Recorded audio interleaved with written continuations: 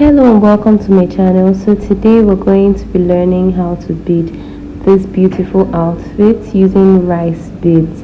Rice beads are long beads that look shiny and glowy. So when you're working with them, it requires they have to be very careful. So I don't put more than 3 beads at once. So the first rule is to put 3 beads into your needle. You're going to be using a size 10 needle so that you can double your thread and make it stronger, because if you just use double in terms of the thread is going to be 4, not 2. So because if you use 2, it cuts very easily. So remember, you're going to use a size 10 needle. It has a bigger opening on the head.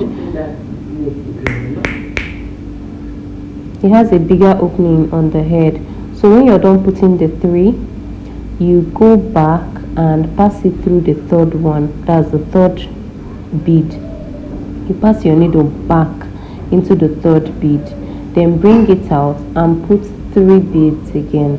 This is a game of patience. Forget about whatever someone else has told you. Oh, you have to be too fast. No, it takes time. You have to count your beads. 3. Please do not do more than 3.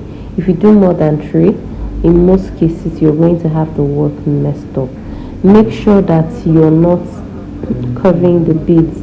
Make sure you're aligning the beads very well. You can see I'm going back so that I can get to the starting point of the third bead, and then I'll come back and pass the needle again. Always gauge the length very well. If you don't gauge the length very well, your beads are going to be curving, and you don't want that. So you want your beads to be straight.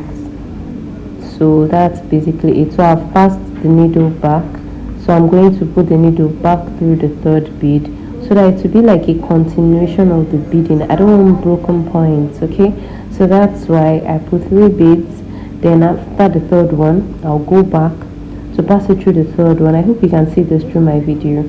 Then like that. So it takes a lot of time. You're going to have to sit down at a place for a long time.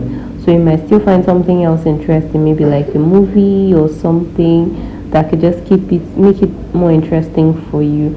If not, this can make it very boring for you and you might just sleep off immediately. So if you're consistent, you should be done with this in a couple of days. Yes, it takes days.